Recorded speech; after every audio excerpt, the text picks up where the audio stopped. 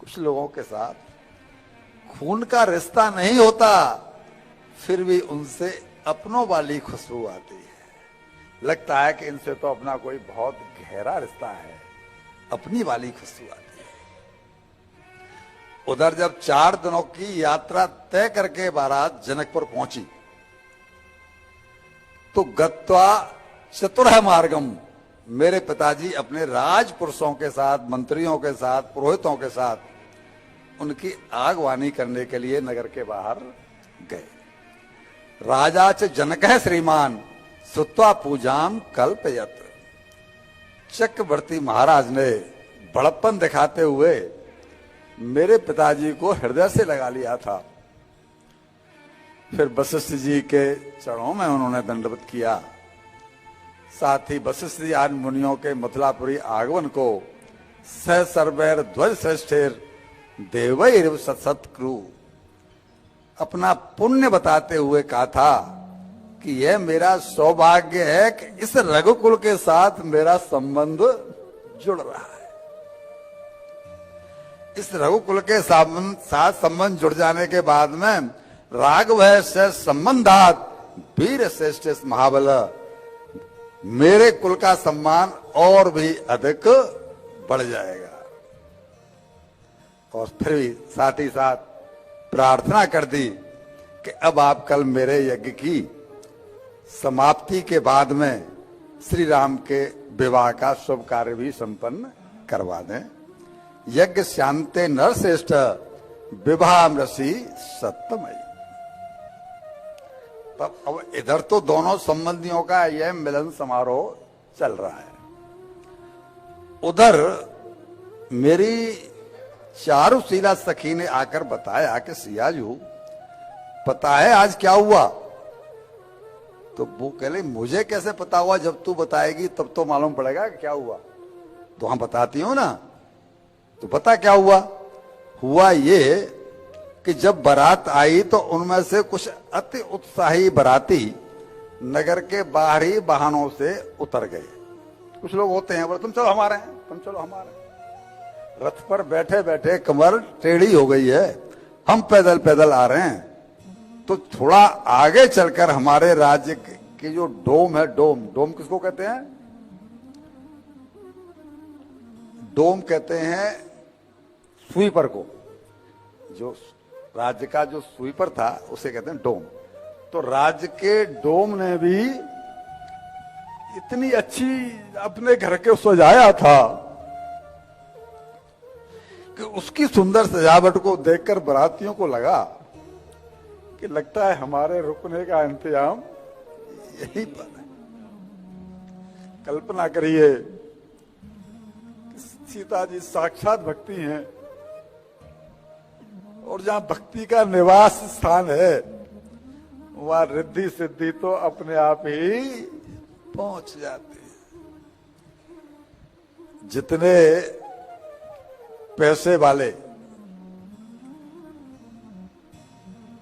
भक्त हैं, मैं उनकी बात कर रहा हूं, पैसे वाले तो बहुत होते हैं लेकिन सभी भक्त तो नहीं होते। लेकिन जितने पैसे वाले भक्त हैं वो भले ही ये मान के चलते हो कि ये हमारी बुद्धि से कमा रहा है, हम कमा रहे हैं या हमारी बुद्धि से कमाई गई संपत्ति है, लेकिन सच तो ये है कि भक्ति के पीछे रिद्धि सिद्धि चलती हैं, वो उनके अपने आप पहुंच जाती हैं। उनको बहुत अधिक प्रयास नहीं करना पड़ता, पर वो न माने ऐसा उनकी इच्छा, उन्हें कौन कह सकता है।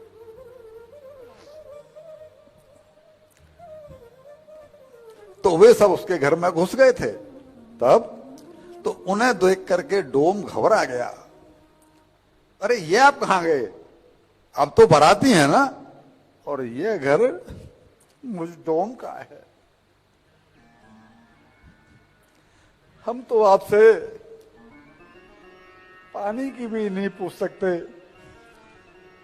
आप तो अवध से आए हैं और मैं एक डोम हूं।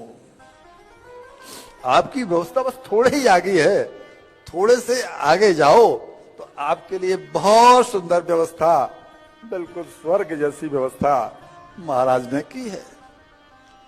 तो वो सब बोल पड़े कि डोम के घर में सोने चांदी के बर्तन, उसके घर में सोने चांदी के बर्तन पड़े हुए थे, जैसे अब जनरली होता है। डोम के घर में सोने चांदी के बर्तन, तो डोम बोल पड़ा कि यह सब तो हमारे महाराज जनक की कृपा है। हम जब किसी उत्सव में उनके यहाँ झूठन उठाने जाते हैं तो वो झूठन के साथ साथ हमें उन बर्तनों को भी दे देते हैं कि ये भी ले जाओ। रिद्धि सिद्धि वहां निवास कर रहे हैं। अब उन्हीं उदार जनक राज्य की पुत्री सियाजू का विवाह उत्सव है, इसलिए हमने इस खुशी के मौके पर अपने घर को खूब सजाया है। क्यों? कि वे सिया मुझे भी बाबा बाबा कहकर पुकारती है।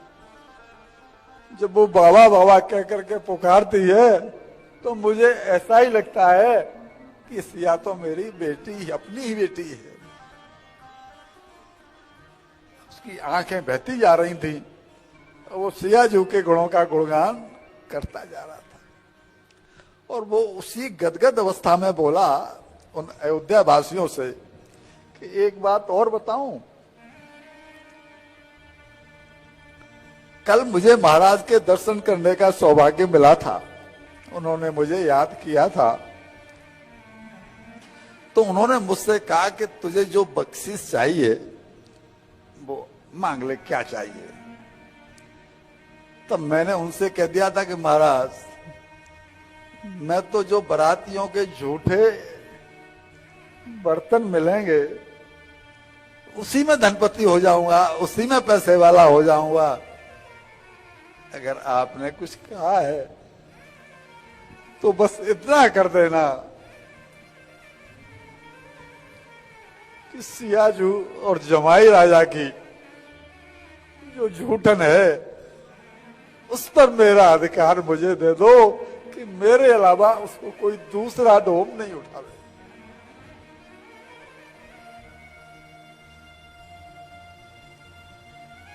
क्या करेगा भाई, झूठन तो सबकी एक सी होती है।